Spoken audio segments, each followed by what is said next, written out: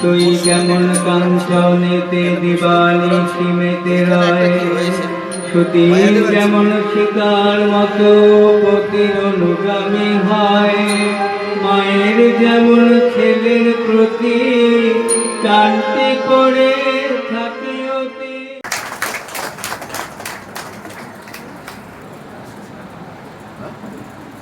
মহারাজ এখন মহারাজের বক্তব্য রাখবেন আমাদের সঙ্গে। নমস্কার।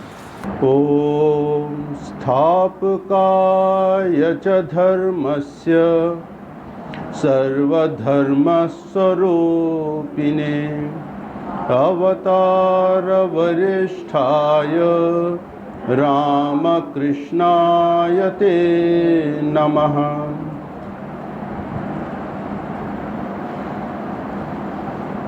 सुधीवृंद, आज के शुभ दिन नाग पंचमी, मास्टर মহাশয়ের জন্মদিন। যখনই আজকে আমরা এই যে কিছুক্ষণ আগে শ্রীমঠ ঠাকুরবাড়ি কথামৃত ভবন মাহাতো ও ইতিবৃত্তের রূপরেখা ওটা আমরা পাবলিশ করেছি। তো আপনারা যারা ইন্টারেস্টেড থাকবেন আপনারা ওটা নিয়ে নেবেন। কোনো অবতারে এরকম একটা অথেন্টিক ছবি নেই। তারপরে কোথায় তার জন্ম হয়েছিল, কোথায় তার মৃত্যু হয়েছিল, কি কি করেছিলেন, কি তিনি বাণী রেখেছিলেন, তার ঠিক ঠিক প্রামাণিক জীবনী সেটা আমরা কোনো অবতারে পাই না। সেই জন্যে তাদের অথেন্টিসিটি সম্বন্ধে যে কেউ কোশ্চেন করতে পারে, কিন্তু শ্রীরামকৃষ্ণ অবতারে এটা একটা বৈশিষ্ট্য, মানে আমাদের তিনি কবে জন্মেছিলেন সেই পুরোটা আমরা এখনও পাচ্ছি তার। তারপরে কবে তার মৃত্যু হয়েছে, মহা সমাধি হয়েছিল, কোথায় তাকে দাহ করা হয়েছিল। যে গত মাসে আমাদের ডেপুটি মেয়র আমাদের হাতে তুলে ধরলেন কাশীপুর শ্মশান ঘাটে কবে হয়েছিল, কখন হয়েছিল, ওখানে একটা মেমোরিয়াল একটা বিল্ডিং করা হয়েছে, সব কিছু আছে। কিন্তু অন্য কোনো অবতারে আমরা পাই না। এখন আমাদের রামকৃষ্ণ মঠ মিশনে আমরা প্রত্যেক সেন্টারকে বলি সেন্টারে একটা ইতিহাস একটা তৈরি করতে, একটা হিস্ট্রি বার করতে। কেন, কি উদ্দেশ্য নিয়ে তৈরি করা হয়েছিল, যারা ফাউন্ডার্স ছিল তাদের স্যাক্রিফাইস, তাদের ত্যাগ, তাদের ভক্তি ঠাকুরের প্রতি, তারপরে এক একটা সেন্টার গড়ে উঠেছে ইত্যাদি। তারপরে কি ডেভেলপমেন্ট হয়েছে। এখন বেশিরভাগই সেন্টার ধরুন 100 বছর তো বেশিরভাগই সেন্টারে হয়ে গেছে, সেন্টারিং হয়ে গেছে। কোন কোন সেন্টারে 120, 125 বছর হয়েছে ইত্যাদি। আমাদের মায়াবতীতে আমি থাকাকালীন 3টা আমি মায়াবতী হিস্ট্রি বার করলাম। একটা চার্ম অফ মায়াবতী আশ্রম ইংরেজিতে করা হলো, তারপরে মাদার অফ মায়াবতী মিসেস সেভিয়ারের জীবনী আর আশ্রমের ইতিহাস, তারপরে স্বপ্নভূমি মায়াবতী ওটা বাংলাতে বার করা হলো। 3টাই চলছে। কেন, যারা মায়াবতী আশ্রমকে ভালোবাসে, যারা স্বামীজিকে ভালোবাসে, যারা মিসেস সেভিয়ারে তার জীবনী দেখতে চায়, কতটা তিনি ইনফ্লুয়েন্স হয়েছিল স্বামী বিবেকানন্দের বাণীতে, পুরো জীবনটা তিনি সমর্পণ করেছিলেন স্বামীজির কাজের জন্য। ইংল্যান্ড থেকে এসে সব কিছু ওটা ধরা আছে। সেটা মোটামুটি সব সেন্টারে আমাদের এটা করা আছে। এখন যখন অবতার পুরুষ আসেন, তিনি ঠিক নিজের লোককে নিয়ে আসেন। তারপরে অনেক লোক যারা জন্মান্তরে যারা তপস্যা করে, তারপরে হয়তো বহু জন্ম তারা অপেক্ষা করছে কখন অবতার পুরুষ আসেন, একটু ছুলে তিনি আমাদেরকে পার করে দেন ইত্যাদি। সেই জন্য যখন আমরা ঠাকুরের জীবনীটা দেখছি, তখন দেখা যাচ্ছে অনেক সাধক তখন কোথায় থেকে জুটলো ইত্যাদি। জাস্ট অবতার পুরুষ আসবেন, একটু ছুলে তাদেরকে মুক্ত করে দেবেন ইত্যাদি। যখন মাস্টার মহাশয় এলেন ঠাকুরের কাছে, তিনি তাকে ঠিক চিনলেন, ঠাকুর শ্রীরামকৃষ্ণ তাকে ঠিক চিনলেন। বলছে, তোমাকে দেখেছেন গৌরাঙ্গ মহাপ্রভুর তার প্রসেশনের মধ্যে, কীর্তন পার্টির মধ্যে তোমাকে দেখেছেন। তখন ঠাকুর ওখানে পঞ্চবটিতে ছিলেন, তিনি খালি চোখে সেটা তিনি দেখছেন, গৌরাঙ্গ মহাপ্রভুর সেটা কীর্তন পার্টি যাচ্ছে, তার মধ্যে বলরাম বোস আর মাস্টার মশাইকে তিনি দেখেছেন। সেই জন্যে তিনি তাকে নিয়েছিলেন, যাতে তার জীবনী, তার বাণী তিনি যাতে আমাদের জন্য আর আমাদের পরে যারা আসবে, হাজার হাজার বছর ভক্তরা আসবে, তাদের জন্য একটা প্রামাণিক তাদের জীবনী থাকে। তারপরে সেই জীবনী দেখে অন্য একটা উৎসাহ পাবে, অনুপ্রেরণা পাবে ইত্যাদি। সেই জন্য মা শারদা দেবী বলছেন ভগবান লাভের জন্য মুনি ঋষিরা কত জপ ধ্যান, কত তপস্যা করেছে ইত্যাদি। আর তোমরা ভাবছো জাস্ট একটু করলে তাতে তোমরা মুক্তি পাবে ইত্যাদি। সেই জন্য তার জন্য কত তপস্যা করতে, তার জন্য জপ ধ্যান করতে, ঈশ্বরের কৃপা থাকলে তখন ওটা সম্ভব ইত্যাদি। তারপর বলছেন, তবে এই যুগে শ্রীরামকৃষ্ণ দেব আমাদের পথটা খুব সোজা করে দিয়েছেন। বলছেন, মন্দিরে যেটা দরজা, তার ভেতরে চিটকানি তিনি সব খুলে দিয়েছেন ইত্যাদি। দরজা চিটকানি খুলে দিয়েছেন। সেই জন্য দেবতার দর্শন করতে গেলে সে দরজাটা শুধু একটু ঠেলে দিলে সেটা খুলে যাবে, আর আমরা দেবতার দর্শন পেয়ে যাব। জাস্ট সে দরজাটা কোনো কিছু ভেজানো আছে, জাস্ট একটু ঠেললে সেটা আমরা দর্শন করতে পারি। তারপরে তিনি আবার বলছেন, ঠাকুর এত দয়ালু, যদি আমাদের ঠিক সেরকম তপস্যা থাকে, সেরকম ভক্তি থাকে, দেখেন ঠিক তিনি আমাদের জীবনে আসেন ইত্যাদি। স্বামী ব্রহ্মানন্দজি বলছেন ঠাকুরের আসার পরে ভগবান লাভ করা এটা খুব সোজা হয়ে গেছে। কেন, তিনি জীব আর শিবের মধ্যে তিনি একটা সেতু বন্ধন করে দিয়েছেন ইত্যাদি।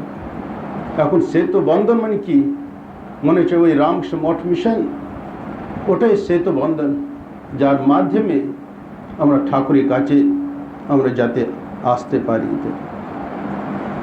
সেই জন্য যখন অবতার পুরুষ আসেন, দেখা যায় মানে একটা নতুন একটা রেভলিউশন এসে যায় প্রত্যেকটা ক্ষেত্রে।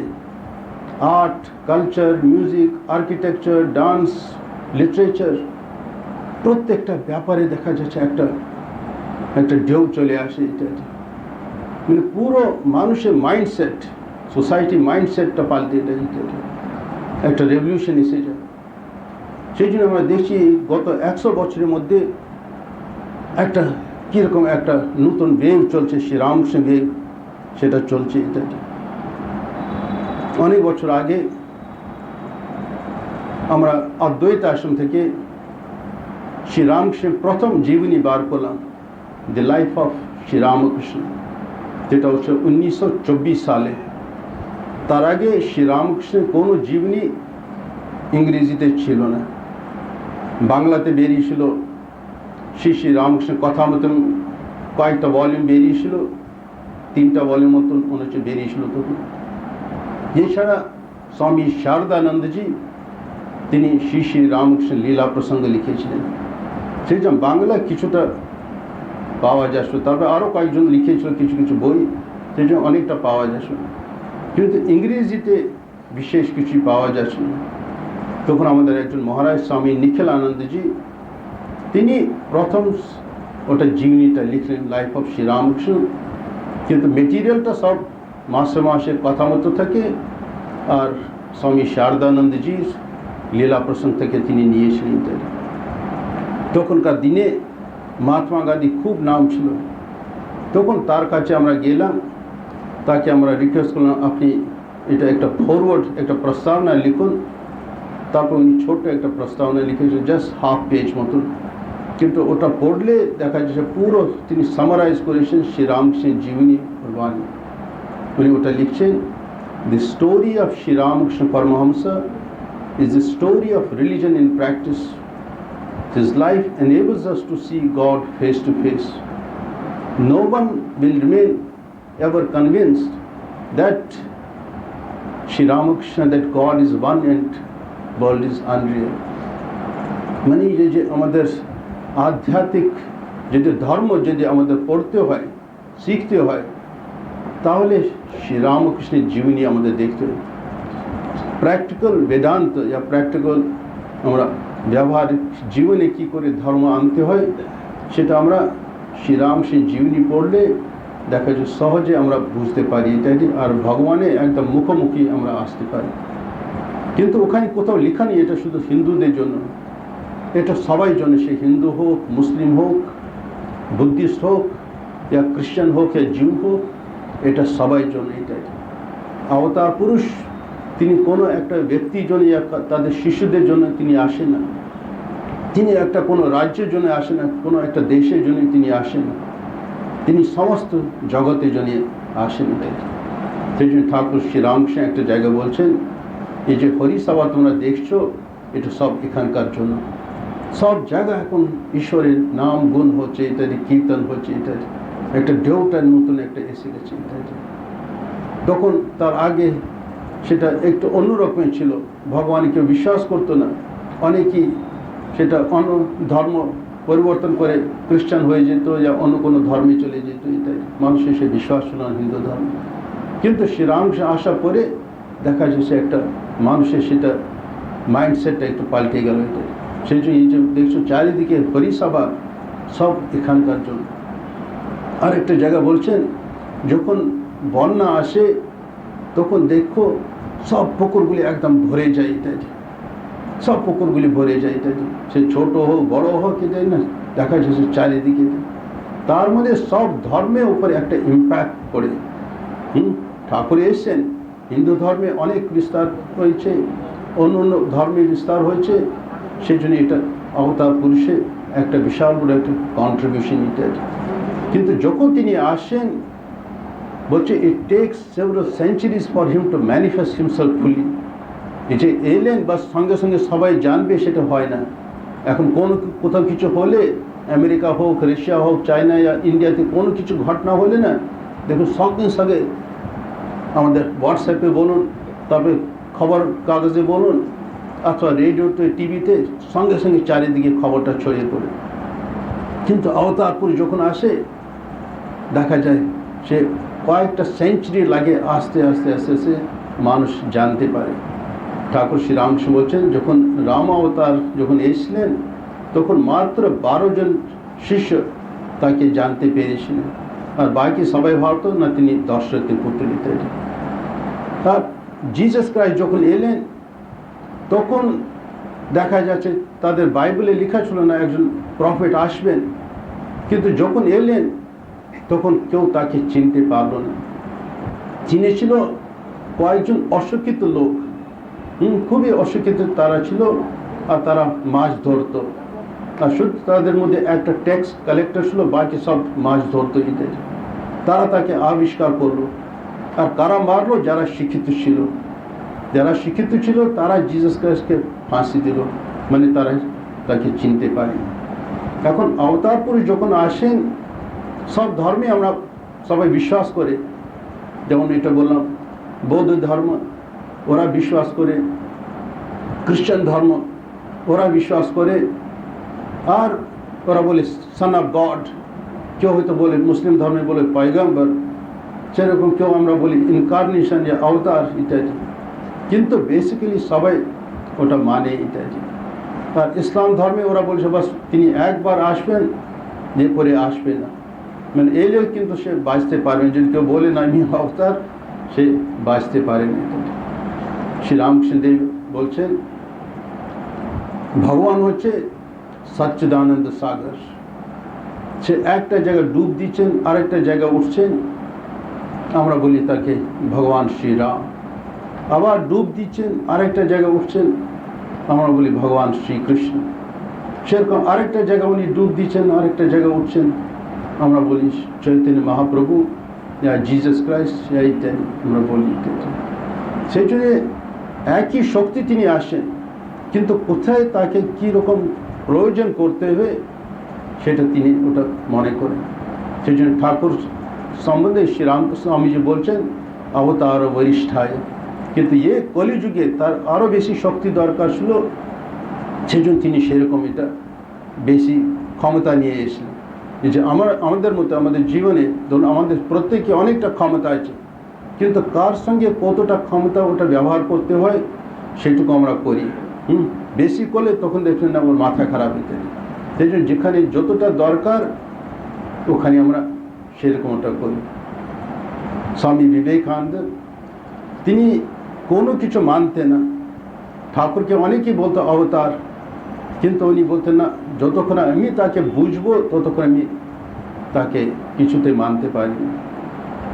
আর শেষ মুহূর্তে জাস্ট ঠাকুরের শরীর যাওয়া জাস্ট 1-2 দিন আগে যখন ঠাকুর মৃত্যু সজ্জায় প্রায় শুয়েছিলেন, তখন নরেন ওখানে দাঁড়িয়ে তার মাথার মধ্যে সেটা সে চিন্তা এসেছিল, যদি ঠাকুর এই মুহূর্তে যদি আমাকে বলেন না তিনি অবতার, তাহলে আমি তাকে বিশ্বাস করব। যে ঠাকুরের দেখুন কীরকম ক্ষমতা ছিল, তিনি চট করে সেটা বুঝলেন। নরেন তো শুধু মনে মনে তিনি ভাবছেন, বলছেন নরেন তোমার এখনো সন্দেহ যায়নি যে রাম যে কৃষ্ণ সেই এই শরীরে শ্রীরামকৃষ্ণ ইত্যাদি। এই যে তখন উনি মানলেন, সারা জীবন তিনি তাকে দেখলেন, হ্যাঁ সেটা সত্যি তিনি এটা ভগবান ইত্যাদি। আর আমাদের 5,000 বছর আগে আমরা গীতাতে ভগবান শ্রীকৃষ্ণ বলছেন অভ্যুত্থানম অধর্মস্য সম্ভবামি যুগে যুগে ইত্যাদি। তিনি ওটা বলেছেন, কিন্তু তিনি শ্রীকৃষ্ণ রূপে বারবার আসবেন সেটা তো তিনি বলেননি।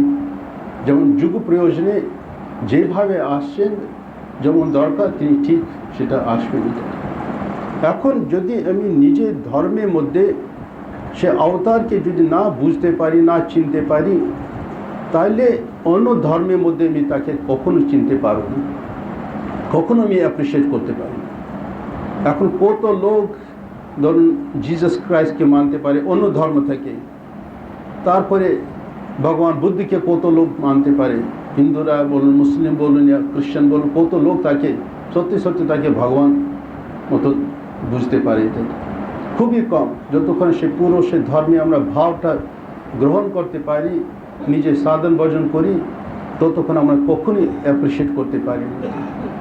এখন একটা মা তার ছেলে যদি সে অন্য ড্রেস পরে, হয়তো বিদেশি ড্রেস পরলো या অন্য কোনো রকমের সাজলো, একটা পাগড়ি পরে, যদি মা যদি সে ছেলেকে যদি না চিনতে পারে বুঝতে হয়, তাহলে সে ও ছেলের মা নেই।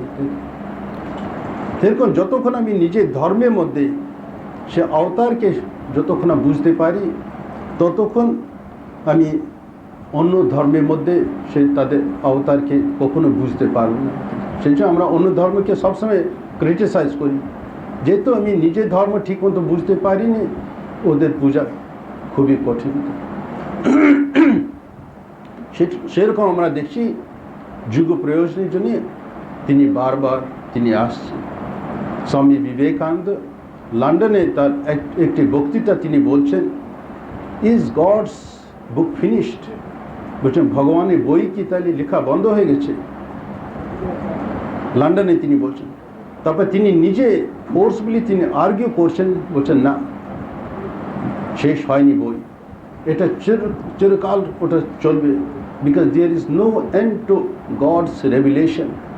ভগবানই যে সে রেভিলেশন, সে যে তিনি তাকে প্রকাশ করছেন নিজেকে, সেটা কখনোই বন্ধ হবে না। এটা সেটা চিরকালের জন্য ওটা চলবে। এটা এখন হচ্ছে যখন একজন অবতার আসেন, তিনি একটা পার্টিকুলার একটা কনসিয়াসনেস নিয়ে আসেন। এটা যেমন ভগবান শ্রীকৃষ্ণ এসেছিলেন, তিনি একটা সেই কৃষ্ণ কনসিয়াসনেস নিয়ে এসেছেন। অন্তত 500 বছরে সে মানুষের সে আধ্যাত্মিকতা, তাদের সে ভ্যালিউস, তাদের সে পুরো যা কিছু থাকে তিনি নিজের জীবনে নিয়ে আসেন, তারপর তিনি মানুষের কাছে তিনি পৌঁছে দিয়ে আসেন। সেরকম শ্রীরাম তিনিও সেভাবে এসেছিলেন, অন্য অন্য অবতার ওরা সেভাবে এসেছিলেন। আর শ্রীরামকৃষ্ণের স্পেশালিটি হলো তার তো নিজস্ব তো ছিল, এছাড়া অন্য অন্য অবতারদের তাদের কনসিয়াসনেস তিনিও নিজের জীবনে ওটাই নিয়ে এলেন। কেন সব যে যে অবতারকে তিনি দেখছেন, দেখা যাচ্ছে তারা তার জীবনে তার শরীরের মধ্যে তারা বিলীন হয়ে যাচ্ছে। সে তিনি কাশী গেছেন, ওখানে ভগবান শিবকে তিনি দর্শন করছেন। এটা কী করে তিনি মানুষকে মুক্ত করছেন, তার বন্ধন তিনি কেটে দিচ্ছেন। ইত্যাদি তিনি দেখলেন এটা সত্যি সত্যি এটা স্বর্ণ কাশী। ইত্যাদি আমরা শুনেছি হাজার হাজার বছর ধরে এটা স্বর্ণ কাশী, শুধু শুনেছি, কিন্তু ঠাকুর তার সেটা উপলব্ধি হয়েছিল। ইত্যাদি তিনি গেছিলেন ধ্রুবঘাট, ওখানে বৃন্দাবনে, ওখানে তিনি দেখলেন যে ভগবান শ্রীকৃষ্ণকে তিনি তার বাবা কী করে তিনি মাথা করে সে যমুনা তিনি পার করে নিয়েছেন। ইত্যাদি আমরা শুধু বই পড়েছি আর শুনেছি ইত্যাদি, কিন্তু ঠাকুর সেটা তিনি দেখছেন। ইত্যাদি সেভাবে কৃষ্ণ তার দর্শন তার হয়েছিল। ইত্যাদি রামের দর্শন হয়েছিল, সীতার দর্শন হয়েছিল, হনুমানের দর্শন হয়েছিল, চৈতন্য মহাপ্রভুর দর্শন হয়েছিল তার যখন তিনি নবদ্বীপে গেছেন। ইত্যাদি so we cannot deny this thing. এটাই আমাদের একটা বিশাল বড় একটা সম্পদ। আমাদের যিনি অবতার প্রাণী ঠাকুর, তিনি এটা দেখেছেন, তার উপলব্ধি হয়েছে, সেটাই জন্য এটা আমাদের কাছে একটা বিশাল বড় একটা ইয়ে। এখন অবতারে আমরা দেখছি দুটো অ্যাসপেক্ট, একটা হচ্ছে একটা হিস্টোরিক্যাল, যেটাকে বলে ঐতিহাসিক, আর টেম্পোরাল, যা সময়গত। এটা হচ্ছে একটা তার। আরেকটা আমরা তার দেখছি, সেটা হচ্ছে ট্রান্সেন্ডেন্টাল।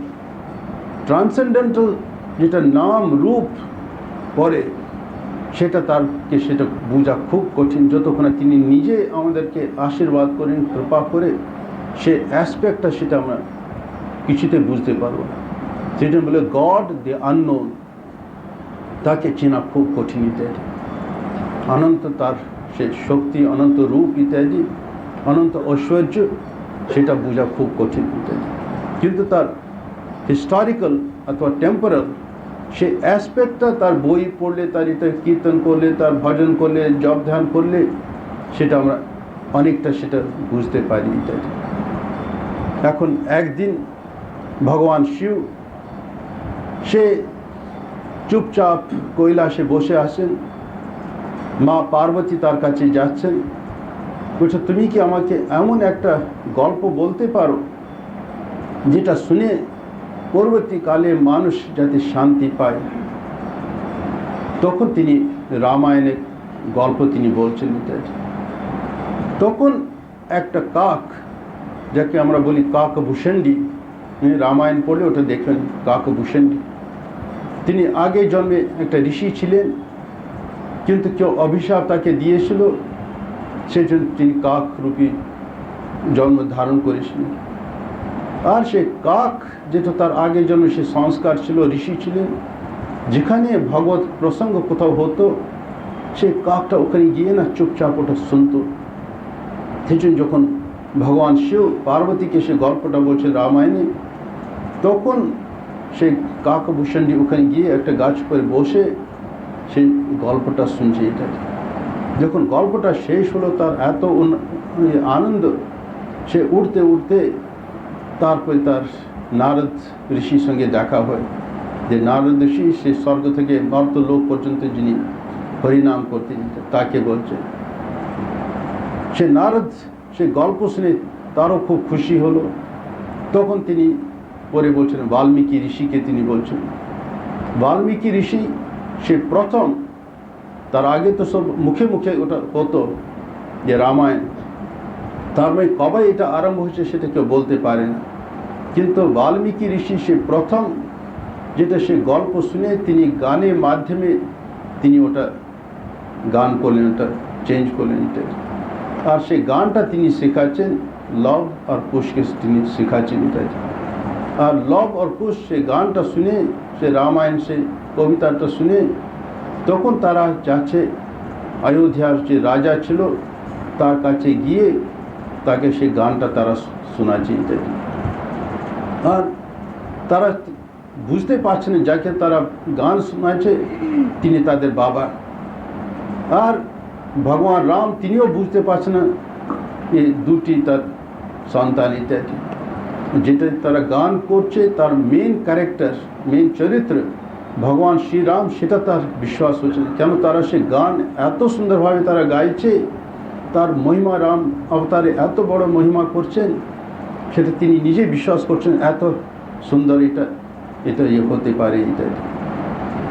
আর সীতার সে বর্ণনা এমন সুন্দরভাবে তারা করছে, দেখা যায় সীতার তো আরও বেশি, রাম থেকে আরও বেশি সুন্দর লাগছে ইত্যাদি। এটা হচ্ছে আমরা বলছি পূর্ব রামায়ণ। যে গানটি লব কুশ সেটা শোনাচ্ছে ভগবান রামকে, ওটা বলছে পূর্ব রামায়ণ, দি আর্লি সেকশন অফ রামায়ণ ইত্যাদি। এখানে কিন্তু শেষ হচ্ছে না, এটা পরে হচ্ছে উত্তর রামায়ণ আমরা দেখছি, যেখানে ভগবান রাম রাবণকে বধ করছেন, তারপরে তিনি আবার অযোধ্যাতে আসছেন, পাশে মা সীতা থাকছে ইত্যাদি। তারপরে ওদের এটা মতভেদ হচ্ছে ইত্যাদি, তখন আলাদা হয়ে যাচ্ছে, তখন যুদ্ধ লাগছে, তারপরে শেষে পৃথিবী খুলছে আর মা সীতা ওখানে তিনি প্রবেশ করছেন ইত্যাদি। এখানে আমরা দেখছি রামায়ণ এখানে শেষ হচ্ছে।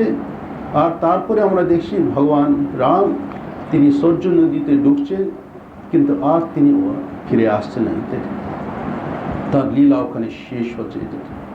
আর বেদব্যাস তিনি কিন্তু ওটা কিছু বলছেন না ইত্যাদি, কিন্তু তিনি বলছেন যে স্বয়ং নারায়ণ ছিলেন, বিষ্ণু ছিলেন, তিনি রাম রূপ যে তার শরীর ছিল সেটা ত্যাগ করে তিনি আবার উপরে বৈকুণ্ঠে চলে গেছেন, আর ক্ষীর সাগরে তিনি আবার ওখানে লীলা তার করছেন ইত্যাদি।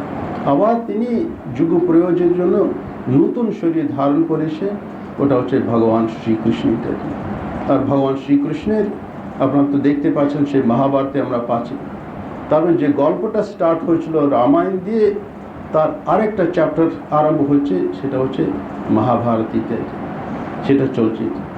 এখন যেটা আমরা দেখছি রামায়ণে, যেটা আমরা দেখছি শ্রীরামকে, আর শ্রীকৃষ্ণ দেখছি আমরা এখানে মহাভারতে সম্পূর্ণ আলাদা। ওদের অনেকটা ডিফারেন্স আমরা দেখতে পাচ্ছি। দুজনই হিন্দু ধর্মে প্রচারক, কিন্তু ওদের দেখা যাচ্ছে অনেকটা ডিফারেন্সটা দেখছি। যে শ্রীরামের সম্বন্ধে বলছে এক পত্নী, হি ওয়াজ ফেথফুল টু ওয়ান ওয়াইফ, কিন্তু শ্রীকৃষ্ণ তার দেখা যাচ্ছে 8টা তার বিয়ে ছিল, তার 8টা স্ত্রী ছিল এটাই। তারপরে শ্রীকৃষ্ণকে যেখানে রাম একটা স্বয়ং রাজা ছিলেন, আর শ্রীকৃষ্ণ তিনি তো রাজা ছিলেন না, তিনি ছিলেন একটা রাখাল ছিলেন, তিনি ছিলেন পার্থ সারথি ছিলেন ইত্যাদি।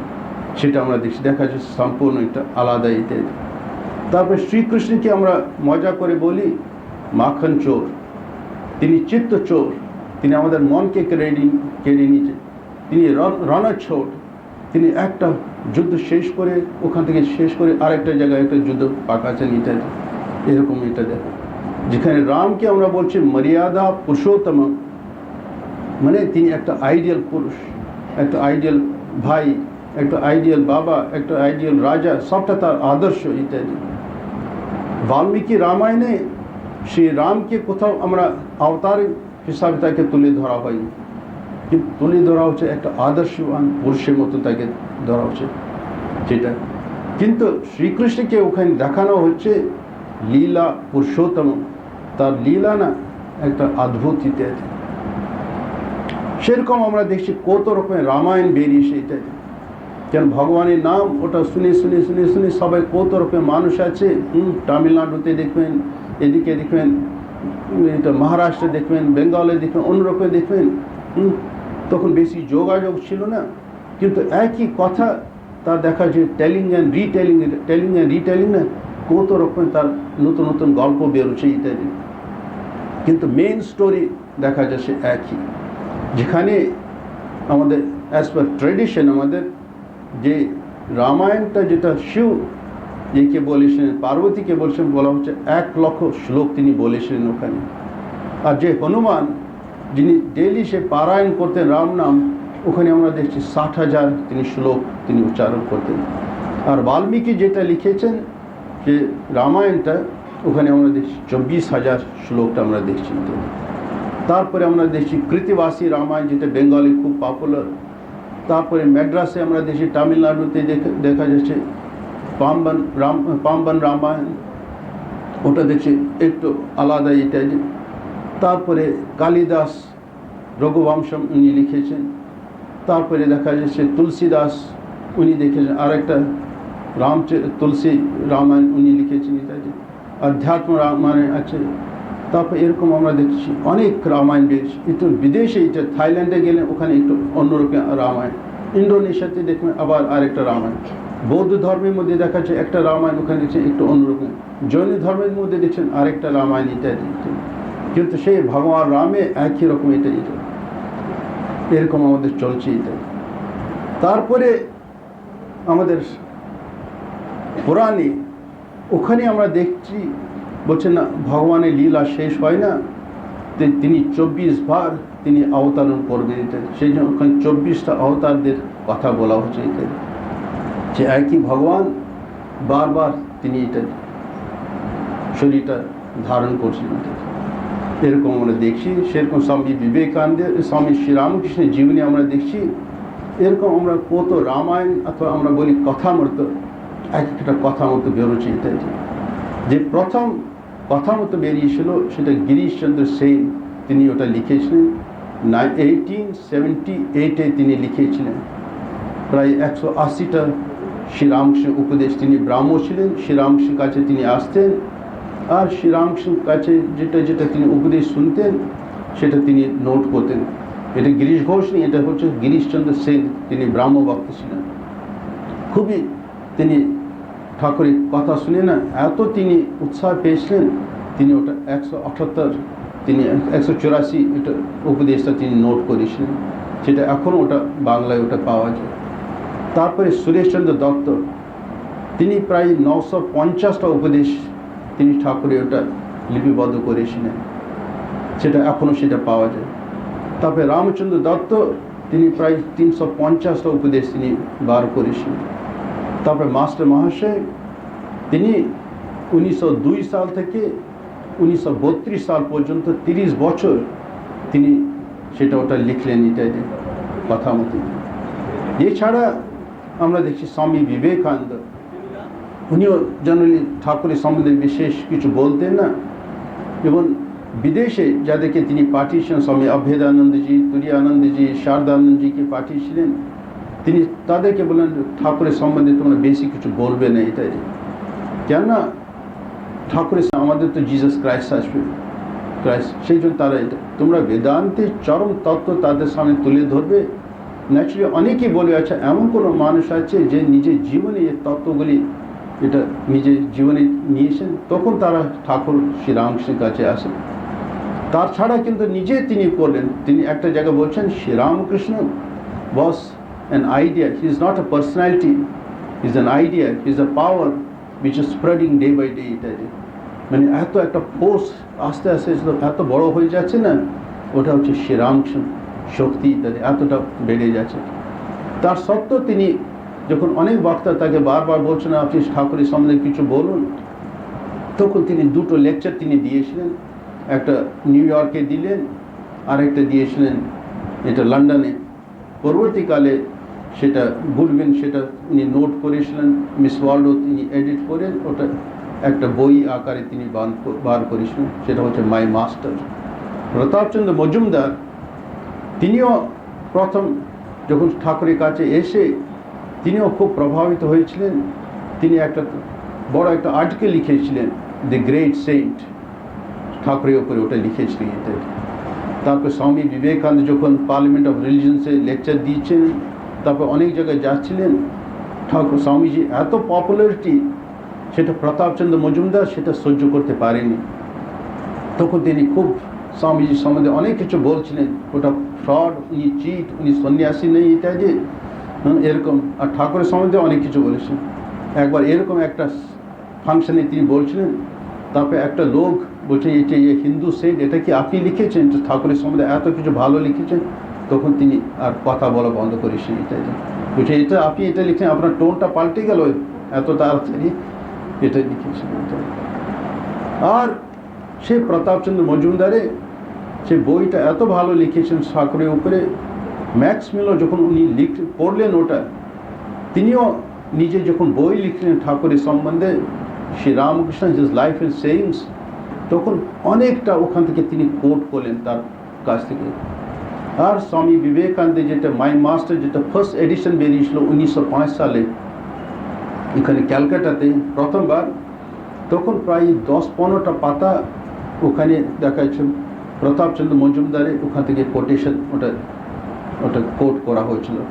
কেন নাইলে ঠাকুরের সম্বন্ধে আর তখন বিশেষ কিছু তখন বেরোয়নি, ওখান থেকে এটা বার করা হয়েছিল। যাই এটা বলতে চাইছি, এই দেখুন কত বই এখন ঠাকুরের উপরে দৌড়ছে। সে তখন ভগবান বুদ্ধ প্রায় 2500 বছর আগে জন্মেছিলেন, জিসাস ক্রাইস্ট 2000 বছর আগে জন্মেছিলেন, কিন্তু এখনও তাদের উপরে বইটা বেরোচ্ছে। আমরা অনেক সময় আমাদের আশ্চর্য হয়েছে ওরা কোথায় থেকে নতুন মেটেরিয়াল পাচ্ছে। কেন মানুষ চিন্তা করে তাদের সম্বন্ধে, সকাল বিকালে কত লক্ষ লক্ষ লোক তাদের চিন্তা করে, চোখে জল ফেলে, তারা নতুন সাহস, নতুন শক্তি, নতুন আলো তারা দেখে। আর তাদের বাণী কি করে সে বর্তমান সমাজের জন্য কীরকম সেটা তার রেলেভেন্স, সেভাবে তার বইটা লিখে দিতে। সেরকম ঠাকুর মাত্র 100 বছর হলো, 120 বছর, 25 বছর, কিন্তু এর মধ্যে দেখুন নতুন নতুন বই কী করে বেরোচ্ছে। যে রাজা মহারাজ তিনিও লিখলেন, ঠাকুরের বাণী লিখলেন ইত্যাদি। তারপরে আমরা দেখছি এটা স্বামী শারদানন্দজি, তিনি খুব প্রামাণিক জীবনী লিখলেন, একটা খুব ডিটেলড জীবনী তিনি লিখলেন ইত্যাদি। তারপরে আমরা দেখছি অক্ষয় কুমার সেন, তিনিও এটা লিখলেন, পুঁথি লিখলেন ইত্যাদি। এককালে তো খুবই ওটা পপুলার ছিল ইত্যাদি। তারপরে বিদেশে আমরা দেখছি ম্যাক্স মিউলার, যিনি একটা অক্সফোর্ড ইউনিভার্সিটি একটা বিশাল বড় প্রফেসর ছিলেন, কিন্তু যখন ঠাকুরের বাণী তিনি পড়লেন, তিনি দেখলেন তার অনেক বেদান্ত অনেক কিছু তিনি পড়েছিলেন, কিন্তু পুরাণ তিনি পড়েছিলেন, তিনি ভাবছেন এটা হয়তো কোনো মনের কল্পনা, তারা ওটা লিখেছে। তার খুবই ইচ্ছা ছিল কোনো একটা মানুষ আছে যেটা যার জীবনে ওটা দেখা যায়। কিন্তু যখন তিনি ঠাকুরের জীবনীটা যখন পড়লেন, তার বাণীটা পড়লেন, বলছেন নিজে তিনি বলছে 50 বছর আমি বেদ নিয়ে শুধু ঘাটাঘাটি করেছি ইত্যাদি, শুধু শব্দ নিয়ে খেলা করেছি, কিন্তু ঠাকুরের জীবনী যখন আমি পড়লাম, দেখলেন হি ব্রিথস স্পিরিচুয়ালিটি। যেমন আমরা মানুষ শ্বাস প্রশ্বাস নিচ্ছি, সেরকম ঠাকুর সেই বেদান্তের চরম তত্ত্ব সেরকম ওটা শ্বাস প্রশ্বাস তিনি নিয়েছেন। সেই জন্য তারপরে তিনি ওটা সেই বইটা লিখলেন। তারপর দেখা যাচ্ছে ম্যাক্স মিউলার, তিনিও কীভাবে একটা বই পড়েছিলেন, ফেস অফ সাইলেন্স, ধনগোপাল মুখার্জির ছোট বই, তার মধ্যে অনেক কিছু ভুল ছিল কিন্তু ভাষাটা খুব সুন্দর ছিল। ওটা পড়ে তার আগ্রহ হলো না আরও বেশি ঠাকুরের সম্বন্ধে আমি যাতে পড়ি, স্বামীজির সম্বন্ধে পড়ি। তখন মিস ম্যাকলাউড সব বই তখনকার দিনে যা কিছু পাওয়া যাচ্ছিল সেটা সব ওকে দিল। আর তারপর তিনি দুটো বই বার করলেন 1927 সালে আর একটা 1929 সালে। সঙ্গে সঙ্গে সে ফ্রেঞ্চ ভাষায় তিনি লিখলেন, জার্মান ভাষায় অনুবাদ হলো, রাশিয়ান ভাষায়, জাপানিজ ইত্যাদি। এই বই মাধ্যমে শ্রীরামকৃষ্ণ সব জায়গায় প্রচার হলো ইত্যাদি। সেই জন্য ঠাকুর নিজে তিনি লোক নিয়ে আসেন, তাদেরকে ভাব ভক্তি দেন, তাদেরকে বিজন দেয়, আর তিনি নিজে প্রচারটা করে ইত্যাদি। আমার জীবনে ওটা আমি দেখেছি। আমি যখন অদ্বৈত আশ্রমে ছিলাম তখন একটা পোস্ট অফিস থেকে আমাকে একটা প্যাকেট দিল, ওটা খুলে দেখলাম দুটো বই ছিল তার মধ্যে। একটা সেটা অ্যারাবিক ভাষায়, আবার সেটা উল্টো দিকে পড়তে। আমি ভাবলাম আচ্ছা কে পাঠিয়েছে, কেন পাঠিয়েছে। তখন দেখলাম ওখানে একটা চিঠি ছিল। তখন ওটা একটা ইরান ইউনিভার্সিটি একজন প্রফেসর, মুসলিম প্রফেসর, তিনি আমাকে লিখছেন 1-2 বছর আগে আমি ভারতবর্ষে এসলাম, সব ঘুরে টুরে যখন আমি দেশে ফিরে আসলাম, বম্বেতে রেলওয়ে স্টেশনে আমি একটা আপনাদের দুটো বই দেখলাম, life of Ramakrishna by Romain Rolland আর একটা মাইন্ড অ্যান্ড কন্ট্রোল। কিন্তু ঠাকুরের বই পড়ে আমার এত ভালো লাগলো, ভাবলাম এটা খুব অন্যায় হবে যদি ঠাকুরের দিব্য জীবন যদি আমি মুসলমান ভাইদের মাধ্যমে ওখানে যদি না শোনাতে পারি। সেই জন্য আপনাদের অনুমতি না নিয়ে ওটা অনুবাদ করে ওটা আমি ছেপেছি, আপনার কাছে এটা পাঠাচ্ছি। তখন আমি ভাবছি দেখুন ঠাকুর, ওখানে তো আমাদের ইরানে কোনো মহারাজ কেউ যায়নি, গেলেও কিন্তু ওখানে হিন্দু ধর্মের সম্বন্ধে কিছু বলা যায় না ওপেনলি। কিন্তু ঠাকুরের বিশেষ এই যে আশ্চর্য তার খেলা, কী করে এই লোকটিকে কতটা উৎসাহ দিলেন, প্রেরণা দিলেন, ওখান থেকে নিয়ে এখানে বইটা পড়ে তার মাধ্যমে এটা তিনি প্রচার করলেন। সেটা আরেকবার আমার দেখলাম আরেকটা পোস্ট অফিস থেকে আরেকটা প্যাকেট পেলাম, সেটা ছিল পাকিস্তান থেকে, করাচি থেকে একজন ভদ্রলোক স্বামী বিবেকানন্দের কর্মযোগ তিনি ছেপেছেন, কিন্তু বিক্রি করতে পারছেন, কোনো লাইব্রেরি দিতে পারছেন যেহেতু তার কপিরাইট নেই। তখন আমাকে বলছেন স্বামীজি আমি তো এটা ভুল করে ছেপেছি, আমার খুব ভালো লাগলো।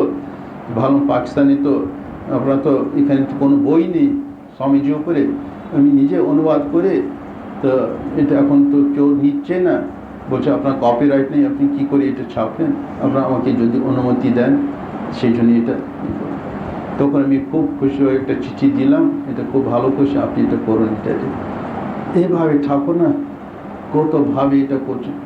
সেরকম বিদেশে গেলে দেখেন অনেক বই এভাবে বেরিয়েছে, রামকৃষ্ণ মিশন জানে না কিন্তু তারা নিজে থেকে ওরা এটা করেছে। কিন্তু দেখছেন এটা এর মধ্যে নিউনেস আছে, নতুন কিছু আছে যেটা তাদের ধর্মে ওটা যেটা পাওয়া যায় না। এটা সেই জন্য এইভাবে এটা ঠাকুর শ্রী রামকৃষ্ণ নিজে কাজ তিনি নিজে ওটা করছেন। এটা ঠাকুর কিন্তু নিজে ওটা বুঝতেন। যেন তিনি একবার সেটা যখন নাহাবতে গেছেন, ওখানে মা ঠাকুরের ফটো রেখেছিলেন, তাতে পুজো করতেন, সেই ছবি দেখে বলেছে এটা ঘরে ঘরে পুজো হবে। সেটা আমরা দেখছি এখন সব জায়গা এখন সেই পুজো হচ্ছে। বাসে উঠুন, ট্রামে উঠুন, या ওটা দেখুন মানি ব্যাগ, या রিস্ট ওয়াচ, দেখবেন দেখা যাচ্ছে ঠাকুরের ছবি ওখানে আমরা দেখতে পাচ্ছি। সেই জন্য ঠাকুর না সব কিছু এটা বুঝতে পারতেন। একবার দক্ষিণেশ্বরে ঠাকুর শ্রীরামকৃষ্ণ আছেন, তখন একজন লোক পুজোগে ওখানে এসছে, তিনি শুনেছিলেন এখানে একজন পরমহংস দেব আছেন, তার কোনো ভাব ভক্তি সেরকম কিছু নেই, কিন্তু জাস্ট সে পরমহংসকে তিনি দেখতে এসছেন। পরমহংস না কীরকম দেখতে, উনি কি আমাদের মতন মানুষ, তার দুটো কান, দুটো চোখ, একটা নাক, না অন্য কিছু সিং টিং কিছু বেরিয়েছে এটা। সেই জন্য ও দেখতে গেছো। তখন প্রায় 12টা ওখানে দক্ষিণেশ্বরে বিশেষ গৌরী সবাই চলে গেছিল। ইতিমধ্যে মায়ের ভোগটা নামলো, মা কালী ভোগটা নামলো। তো অনেকটা ভাত ছিল, অনেকটা ভাজা ছিল, অনেকটা তখন সিদ্ধ ছিল, অনেক রকম তরকারি, ডাব, তো অনেক কিছু ছিল। আর দুজন ওটা ধরে নিয়ে ওটা নিয়ে আসলো ঠাকুরের কাছে। আর সে লোকটি যে পুজোকে ওখানে এসলো, সে দেখে না অবাক হয়ে যাচ্ছে, আচ্ছা ঠাকুর পরমহংস বাবা কীরকম পরমহংস, এত খাবে নাকি, একা একা এত খাবে নাকি। ঠাকুর বরাবরই পেট রোগা ছিলেন, উনি একটু অল্প ওখান থেকে ওটা প্রসাদ নিয়ে বাকি তো সবাই কাছে ওটা যাবে। এটাই ঠাকুর কিন্তু ওটা সব বুঝলেন, ওর মনে অবস্থা বুঝলেন। তখন তাকে যেমন আমরা একটা আলমিরা, কাঁচে আলমিরা, বাইরে থেকে সব কিছু আমরা দেখতে পাই, ভেতরে কী আছে কী না আছে সব কিছু আমরা পরিষ্কার দেখতে পাই, সেরকম ঠাকুরের ওটা একটা বিশেষ একটা শক্তি ছিল যেটা তিনি সব কিছু দেখতে পাতেন। স্বামীজি ওটা একটা প্রশ্ন তুলেছেন, বলছেন ঠাকুরের কি একটা ম্যাজিক ছিল? বলছেন না, ম্যাজিক তার ছিল না, তার ইনটিউশন এতটা ডেভেলপ করেছিল যে কোনো মানুষের দিকে কিছুক্ষণ তাকালে তিনি ওটা তার পাস্ট প্রেজেন্ট ফিউচার সব কিছু তিনি বুঝতে পারতেন। এটাই যখন আপনার কথা মতো পড়বেন, ঠাকুর দেখুন অনেকে কপালটা দেখতো, আমরা বলি তো আমার কপালে লেখা নেই, কিন্তু আমরা দেখতে পাই না, কিন্তু ঠাকুর কিন্তু ওটা কপাল আমাদের পড়তে পারতেন। এটাই মানে আমাদের আগের জন্মে কীরকম সংস্কার ইত্যাদি, কীরকম প্রারব্ধ সঞ্চিত কর্ম সব কিছু এখানে লেখা থাকে ইত্যাদি। দেখা যাচ্ছে তিনি সব পড়তেন। কারো হয়তো হাতটা দেখছেন কত হালকা আছে কিনা ইত্যাদি, তিনি তার কীরকম সংস্কার সব কিছু তিনি বুঝতে পারতেন। সেরকম সে ভদ্রলোক যে ওখানে এসেছিল দক্ষিণেশ্বরে, ঠাকুর তাকে বলছেন, দেখো যে তুমি সকাল বিকালে মা কালীর নাম করি, সেই মা আমার জন্য এত রকমের খাবার ব্যবস্থা করে ইত্যাদি।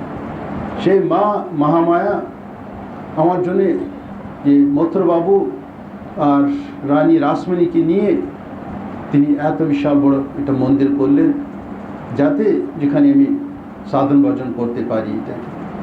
আর সেই মা দূর দূর থেকে বড় বড় গুরুদেরকে নিয়ে এলেন, যাতে আমাকে শিক্ষা দিতে পারে, যারা আমাকে একটু ধর্ম কথা বলতে পারে, দীক্ষা দেবে। সেই জন্য কোথায় থেকে সে পাঞ্জাব থেকে সে তোতাপুরি চলে এলো ইত্যাদি। যে 3 দিন বেশি একটা জায়গা থাকতো না, সে ওখানে প্রায় 11 মাস ওখানে ছিল ঠাকুরের কাছে। সে ভৈরবী ব্রাহ্মণী সে ইস্ট বেঙ্গল থেকে কী করে খুঁজতে খুঁজতে ঠাকুরকে খুঁজতে এসছেন, কোথায় আছেন এটা। আর যখন গঙ্গা থেকে নৌকো ক্রস করছেন, ঠাকুর দেখে পেলেন এখানে দূর থেকে। তিনি হৃদয়কে বলছেন, ওই সে আসছে, ভৈরবী আসছেন, ওকে আমার কাছে নিয়ে আসবে। বলছে আমি কী করে নিয়ে আসি একটা মহিলা আপনার কাছে, আমার কথা কেন শুনে? বলছে তুমি করো। তিনি ঘরে ঢুকে পড়লেন, আর তিনি দেখলেন না তাকে খুঁজছিলেন নিজে। সেরকম জটাধারী ইত্যাদি সবাইকে তিনি নিয়ে এলেন ইত্যাদি। বলছেন সেই মা ভবতারিণী এত ভক্তদেরকে নিয়ে আসছে, যাতে যাদের সঙ্গে আমি ভগবানের কথা বলতে পারি ইত্যাদি। মানে দেখা যাচ্ছে সব কিছু তিনি জানতেন, তার যাতে তিনি লীলা করেন, আর সেরকম তিনি সব ব্যবস্থা করেছিলেন ইত্যাদি, সব কিছু দেখা যাচ্ছে। আরেকবার ঠাকুর শ্রীরামকৃষ্ণ তিনি জোড়াসাঁকো ওদিকে যাচ্ছিলেন, তারপরে শুনে একটা হরিসভা পাশে আছে, তো দেখলেন ওখানে কেশবচন্দ্র সেন এসছেন, আরও অনেক ব্রাহ্ম ভক্ত এসছেন। ওরা ধ্যান করে ওখানে কিছু শাস্ত্র, ওখানে কিছু পাঠ হবে। তারও একটু উৎসাহ হলো, না একটু দেখি ওরা কী করে একটু জপ ধ্যান করে, কী করে ওদের পাঠ টাঠ করে এটাই। অথচ কোনোদিন তাকে কেশবচন্দ্রের সঙ্গে পরিচয় ছিল না, কারণ ঠাকুরের তখন বয়স খুব কম ছিল এটাই। তখন তিনি ওখানে হরিসভাতে গেলেন, জাস্ট অন্ধকার ছিল, খুবই অল্প তখন আলো ছিল, এরকম তো তখন তার দিনে মন্দিরে আলো থাকতো না, জাস্ট অল্প একটু আলো থাকতো এটাই। তিনি দরজা থেকে জাস্ট একটু উঁকি মারলেন, সবাই চুপচাপ বসে আছে, ধ্যান করছেন সে অন্ধকারের মধ্যে। 1 সেকেন্ডের মধ্যে ঠাকুরনা সব দেখে আবার বেরিয়ে এলেন। তার মধ্যে তিনি বুঝলেন, বলছেন কেশবচন্দ্র দেখলাম তিনি একমাত্র ধ্যান করছেন, আর বাকি সবাই না তাদের মন না সে হনুমানের মতন চটপট করছে, বাঁদরের মতন চটপট করছে। কী করে তিনি বুঝলেন এটাই যে তার বয়স খুবই কম, কিন্তু চট করে দরজায় এখানে দাঁড়িয়ে বাস বেরিয়ে পড়লেন। জাস্ট 1 সেকেন্ডের মধ্যে তিনি একটা সব কিছু, যেমন ছবিটা আমরা তুলি ক্যামেরাতে ঠিক করলাম, বাস এটা পুরোটাই রেকর্ড হয়েছে। সেই জন্য ঠাকুরের সে অদ্ভুত ক্ষমতা ছিল, একটা ফটো তুলে বাস তার পুরো তিনি কিছু বুঝতে পারেন। যে ছবিতে আমরা দেখি শুধু বাইরের রূপ, কিন্তু ঠাকুরের স্পেশালি কিছু ভেতরে কী আছে সেটাও এক্সরে মতন MRI এখন করা হয়, ভেতরে কী আছে কী না আছে না সব কিছু তিনি ওটা দেখতে নিতেন। আরেকবার ঠাকুর শ্রীরামকৃষ্ণ তখন ছিলেন ওখানে, পূজারী ছিলেন, পুজো করতেন দক্ষিণেশ্বরে কালী মন্দিরে। পুজো শেষ করে তারপর তিনি বসে আছেন। রানী রাসমণি যানবাজার থেকে এসছেন গঙ্গা স্নান করে চান নিতে, তারপরে তিনি এসছেন মন্দিরে, মাকে একটু পুজো দেবেন, একটু ফুল দেবেন, তারপরে আবার চলে যাবেন। যখন তিনি এলেন, মাকে ফুল টুল দিলেন, তিনি শুনেছেন এখন এখানে নতুন একটা পূজারী এসেছেন, অল্প বয়সে ছোট ভট্টাচার্যজি এসছেন। তখন শুনেছেন না তিনি খুব ভালো গান করেন, খুব মিষ্টি গলা, তখন তিনি ঠাকুরকে বলছেন, বাবা তুমি আমাকে একটা মায়ের গান শোনাতে পারবে? তখন তিনি বললেন, আপনি বসুন। একটা আসন বিছানা হলো, রানী রাসমণি ওটা বসলেন একটা আসনের উপরে, ঠাকুর তো একটা আসনের উপরে বসেছিলেন। ঠাকুর চোখ বন্ধ করলেন, রানী রাসমণি চোখ বন্ধ করলেন, ঠাকুর মায়ের গান আরম্ভ করলেন। একটু পরে তিনি রানী রাসমণিকে চড় মারছেন। সবাই আবার কী হলো? তখন তিনি তাকে বলছেন, তুমি তো আমাকে বললে না মায়ের গান শুনবে, আর এখানে চোখ বন্ধ করে এই মন্দিরে কোথায় মায়ের চিন্তা করবে আর গান শুনবে? এখানে তুমি মামলা মোকদ্দমা সে কী হয়েছে কিনা হচ্ছে তুমি এখানে চিন্তা করতে। কী করে তিনি ঠাকুর এটা বুঝলেন? এটা বলছিলাম তো, সেই রেডিয়াসের মধ্যে যেই পড়তেন সব কিছু তিনি ধরতেন। কার মনের মধ্যে কীরকম চিন্তা উঠছে সব কিছু তিনি ওটা বুঝতে পারতেন। আরেকবার ঠাকুর শ্রীরামকৃষ্ণ, তিনি তো বলরামের বাড়িতে প্রায় যেতেন, কলকাতায় অনেক জায়গায় যেতেন। আর যখন ভক্তরা কলকাতায় এটা দক্ষিণেশ্বরে আসতো, অনেকের কাছে তিনি অ্যাড্রেস চাইতেন, আচ্ছা তুমি কোথায় থাকছো ইত্যাদি। যখন কলকাতায় আসতো তখন তিনি খবর পাঠাচ্ছে ওকে একটু ডাকতে ইত্যাদি। কেন ওটা বলরাম বোসের বাড়িটা, সেটা ছিল বর্ষেখানা ঠাকুরের। লাটু মহারাজ বলছেন অন্তত 100 বার তিনি ওই বাড়িতে এসছেন। আর প্রথম যখন তিনি এলেন ওখানে, তখন বলরাম বোস, এখন তার ঠাকুর শ্রীরামকৃষ্ণ আসছেন, তাকে একটু মিষ্টি দেবেন। তখন তিনি মনে মনে উৎসর্গ করলেন যে 3টা মিষ্টি এটা ঠাকুরকে আমি খাওয়াবো। একটা বড় ট্রে মধ্যে অনেক রকম মিষ্টি তিনি মিষ্টি ওটা দিলেন, সন্দেশ দিলেন, রসগোল্লা ইত্যাদি অনেক রকম মিষ্টি দিলেন। তার মধ্যে যে মনে মনে তিনি 3টা মিষ্টি উৎসর্গ করেছেন ওটা 3টে কোণে রাখলেন ইত্যাদি। আর ঠাকুরকে যখন দিচ্ছেন, কি আশ্চর্য কাণ্ড, ঠাকুর সেই 3টা মিষ্টি তুলে অন্য মিষ্টিতে হাত দেয়নি। তখন বলছে, আমি কি পরীক্ষা পাস করলাম? যে হ্যাঁ প্রভু পাস করেছে। সেই জন্য আমাদের মনের মধ্যে কি কি চিন্তা উঠে সব কিছু তিনি ধরতে পারেন। ক্যামেরা এত স্ট্রং, সব কিছু তিনি ধরতে পারেন। এখন মুশকিলটা হচ্ছে, অনেক সময় আমি ভাবি এটা কি ব্যাপারটা, সব কিছু আমরা জানি, ঠাকুরের এরকম অসাধারণ শক্তি ইত্যাদি সব কিছু তিনি বুঝতে পারেন। এই জন্ম না, আগের জন্মে আমি কী করেছিলাম, তার আগে কী করেছিলাম সব কিছু তিনি জানেন। যেমন আমি বললাম, মাস্টার মশাই যখন প্রথম ওনার কাছে এলো, চট করে তিনি ধরলেন। সেই চৈতন্য মহাপ্রভু তিনি কত 500-600 বছর আগে তিনি এসলেন, তার দলে ছিলেন, সেটা তিনি চিনে ফেললেন। 500 বছর আগে যিনি এসলেন তার দলে কে কে সব তিনি চিনতে পারলেন। সেটাই আমি মাঝে মাঝে চিন্তা করি, আচ্ছা ঠাকুর এটা আমরা সব কিছু জানি, পড়ছি, শুনছি ইত্যাদি, তারপরেও কিন্তু আমাদের সেরকম ভাব ভক্তি আসছে না। তার কারণটা কি? এখন ঠাকুরে দেখবেন 3টা ছবি, একটা হচ্ছে এটা ধ্যান মূর্তি, চোখটা বন্ধ আছে। তারপরে স্টুডিওতে একটা ছবি তোলা আছে, ওখানে দেখবেন চোখটা বন্ধ আছে। আরেকটা সে কেশবচন্দ্র বাড়িতে সে দাঁড়িয়ে, ওখানে তিনি সমাধিস্থ হয়েছিলেন আর হৃদয় তাকে ধরে রেখেছেন, ওখানে দেখবেন চোখটা বন্ধ আছে। যে 3টা ছবি যেটা এখন আমাদের কাছে যেটা আছে, 3টা ছবি। এখন ভক্তরা যদি ভাবে না ঠাকুরকে আমি জাস্ট মুখে মুখে বলি না আমি তোমাকে ভক্তি করছি, তোমাকে আমি ভালোবাসি ইত্যাদি, কিন্তু তিনি তো চোখে দেখছে না, চোখ তো বন্ধ।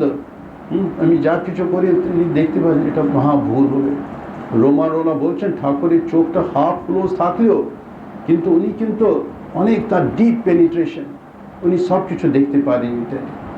সেই জন্য ওটা আমাদের সবসময় খেয়াল রাখতে হবে, যেখানে আমরা যাই তিনি কিন্তু সব কিছু দেখতে পারেন। যাই হোক, আজকে খুব ভালো লাগলো। আমরা সেরকম অনেক স্বামীজির জীবনী দেখুন, অনেক রকম দেখুন ইনসিডেন্টস দেখুন। সে প্রথম থেকে যেমন নরেন ঠাকুরের কাছে আসার আগে তিনি দেখলেন ঠাকুর দক্ষিণেশ্বরে বসে বসে দেখছেন, কাশী ধাম থেকে একটা এটা আলো পুঞ্জ এসে আকাশে এখানে কলকাতায় নামলো, এটা সিমলাতে নামলো। তখন ঠাকুর বলছেন না, my man has come, my man has come. কেন তাকে মা কালী তিনি দেখিয়ে দিয়েছেন, নরেন এরকম আসবে, তোমার কাজটা করবে এটাই। এই দেখুন কত আগে থেকে তিনি ওটা দেখেন। সেই জন্য নরেন যখন প্রথমবার ঠাকুরের কাছে এসে তিনি তাকে দেখলেন, আচ্ছা এইটুকু কলকাতার মতন ভোগে জায়গা, ওখান থেকে এরকম একটা ছেলে এসে যার এত ত্যাগ ইত্যাদি, তাকে একটু মিষ্টি খাওয়াচ্ছেন। তারপরে একটু পরে বারান্দার দিকে নিয়ে গেলেন, বসে তুমি এত দেরি করলে, কত দিন ধরে আমি তোমার জন্য এটা অপেক্ষা করছি। তখন বলছে তুমি নারায়ণ, হ্যাঁ তুমি মানুষের দুঃখ দূর করবার জন্য এসছো। আর নরেন হাঁ করে তাকিয়ে আছে, এটা কি পাগল নাকি, আমি বিশ্বনাথ দত্তের ছেলে, আর ইনি বলছেন না আমি নাকি নারায়ণ ইত্যাদি অবতার ইত্যাদি। কিন্তু ঠাকুর সে আগে থেকে তিনি দেখিয়ে রেখেছি ইত্যাদি, যেরকম প্রত্যেক ক্ষেত্রে তিনি ওটা দেখছেন।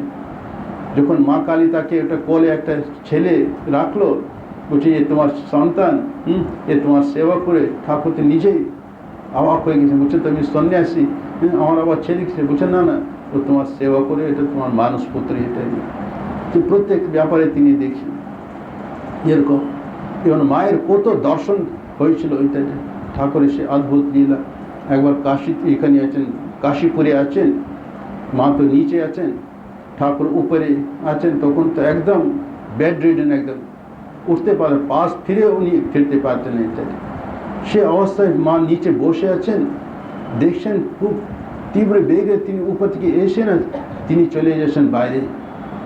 মা অবাক হয়ে গেছে, যে লোকটি উঠতে পারে না, সে দেখছেন এত তীরের মতন তিনি ছুটে চলে গেলেন, কোথায় চলে গেলেন। তারপর তিনি আস্তে আস্তে উপর সিঁড়িতে উঠলেন, দেখছেন ঠাকুর তো ঘরে নেই। তিনি বারান্দার দিকে এদিকে ওদিকে খুঁজছেন, কোথায় গেল কোথায় গেল। আবার একটু পরে আবার ঘরে নিচে নামলেন, একটু পরে দেখছেন আবার ঠাকুর কোথায় থেকে যেমন খুব তীব্র বেগে চলে এলেন, সেভাবে তাড়াতে আবার উপরে উঠে পড়লেন। আবার মা তিনি উপরে গিয়ে ঠাকুরকে বলছেন কোথায় গেছিলে, আমি তো এসলাম। এটা বলছেন তুমি কি ধরে ফেলেছো? বলছে হ্যাঁ আমি ধরে ফেলেছি। কোথায় গেছিলে তুমি?